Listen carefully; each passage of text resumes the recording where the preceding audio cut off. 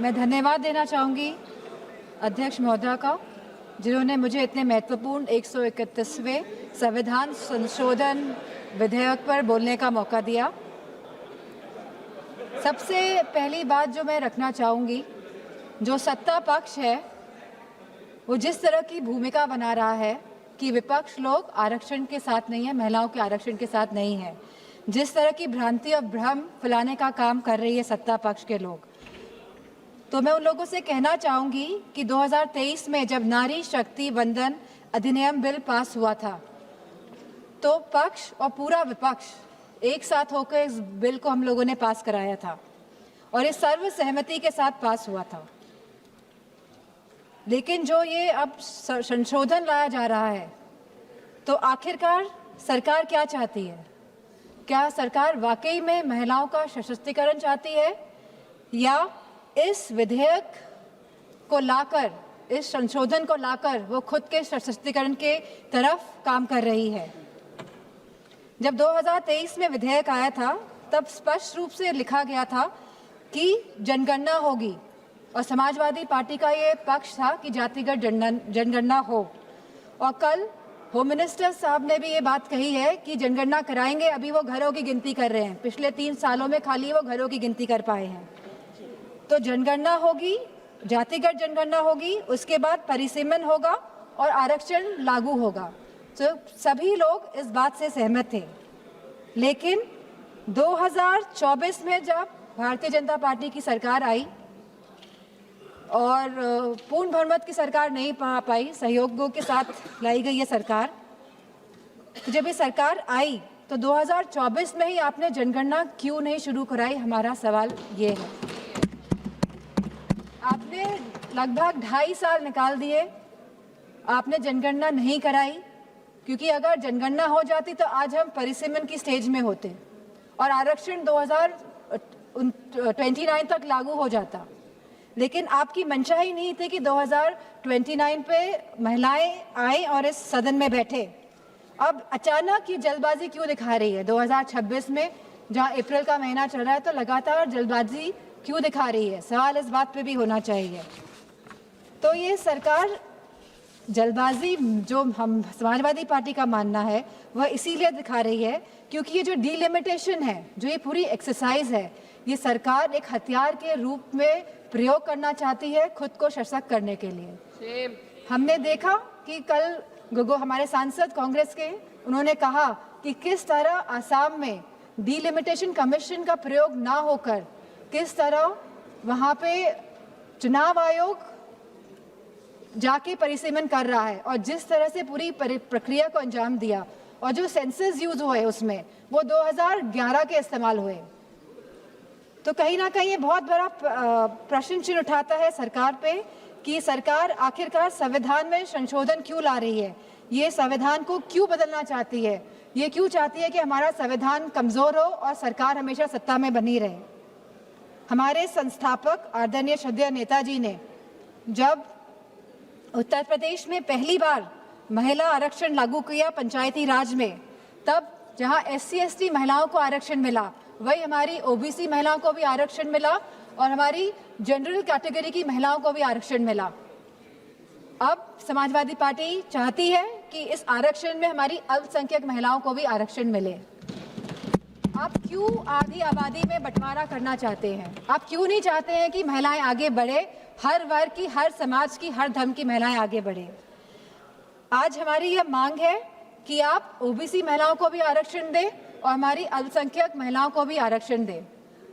अल्पसंख्यक महिलाओं से तो किसी तरह का द्वेष, किसी तरह की चिढ़ है सामने बैठे हुए लोगों को, लेकिन मुझे पूरा भरोसा है कि जो हमारे यूपी के सांसद हैं भारतीय जनता पार्टी के, वो OBC महिलाओं के लिए मना नहीं करेंगे।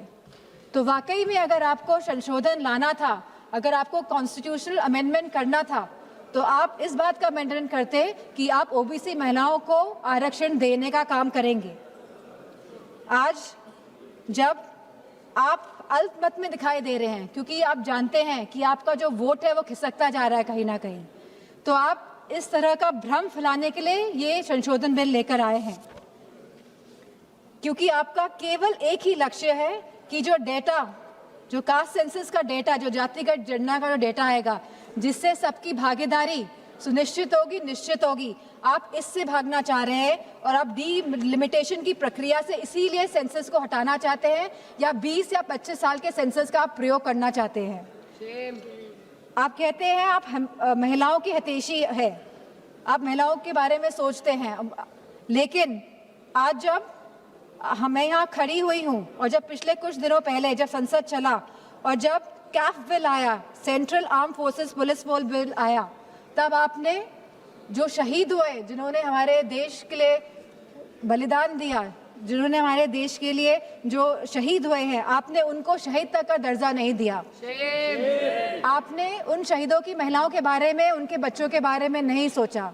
आज जब ये आप विधेयक लेके आ रहे हैं तो हमारी मांग है कि उन महिलाओं के सम्मान के लिए आप उन शहीद जनों को, शहीद जवानों को शहीद का दर्जा दें और साथ में आप उन्हें पेंशन देने का भी कार्य करें। अब जब महिलाओं की बात हो रही है तो आंगनवाड़ियों को क्यों छोड़ रहे हैं आप आंगनवाड़ियों को भी, जो इतने साल से संघर्ष कर रही है, जो गांव-गांव में संघर्ष कर रही है, आप उनको भी उनका मानदेय बढ़ाने का कार्य करें।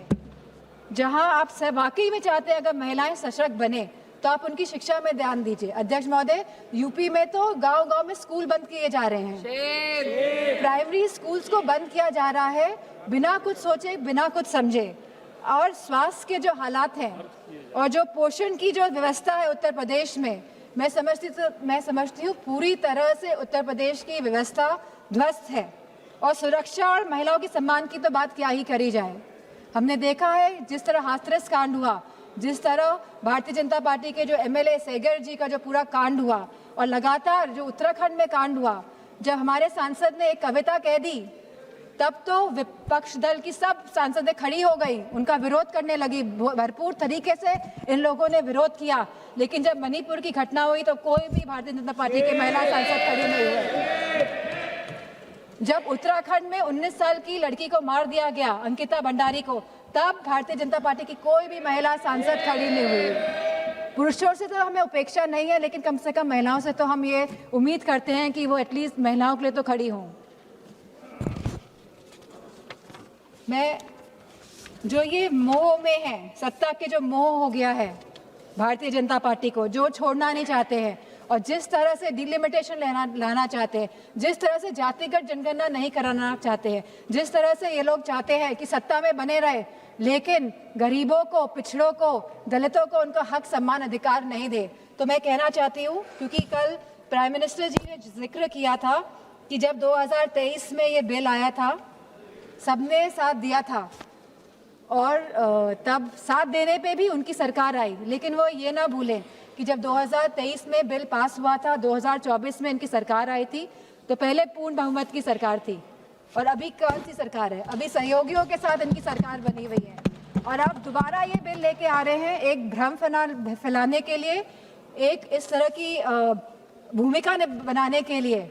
लेकिन अब जब 2029 में जब चुनाव दोबारा आएंगे तो मेरा पूरा मानना है कि भारतीय जनता पार्टी की सरकार जाने वाली है।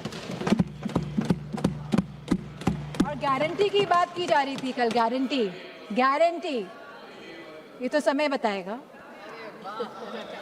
ये तो गारंटी की बात कर रहे थे। बताइए, आपने गारंटी नहीं दी थी कि आप आय दुगनी करेंगे हमारे किसान भाइयों की? क्या आपने गारंटी नहीं दी थी आप वन पेंशन लेकर आएंगे हमारे नौजवानों के लिए जो शहीद होते हैं? क्या आपने गारंटी नहीं दी थी कि आप 2 करोड़ लोगों को नौकरी देंगे? क्या आपने गारंटी नहीं दी थी कि आप मुफ्त सिलेंडर देंगे? क्या आप यूपी में गारंटी देके नहीं आए थे कि होली और दिवाली में आप महिलाओं को मुफ्त सिलेंडर देने का कार्य करेंगे? क्या वहाँ के आवारा पशुओं को आप उनकी जो समस्या है उसको सुलझाने का काम करेंगे? आपने नोटबंदी में भी गारंटी दी थी कि आप आतंकवाद को खत्म करेंगे।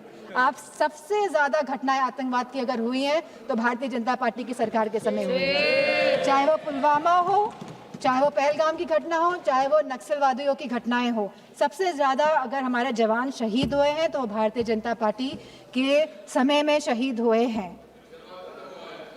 नक्सलवाद खत्म हुआ, लेकिन अब शहीदों को शहीद का दर्जा नहीं देंगे, पेंशन नहीं देंगे आप।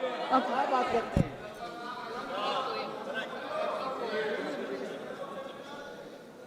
तो मैं केवल ये बात कहना चाहती हूँ कि बचपन में हम सब ने कहानी सुनी थी रेड राइडिंग हुड की।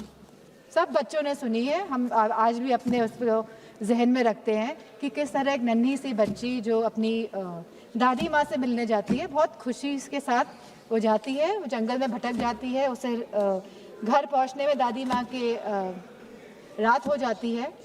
और जब लड़की पहुँचती है तो हम सभी जानते हैं कि दादी माँ तो वहाँ नहीं होती है, लेकिन वहाँ पे कौन होता है,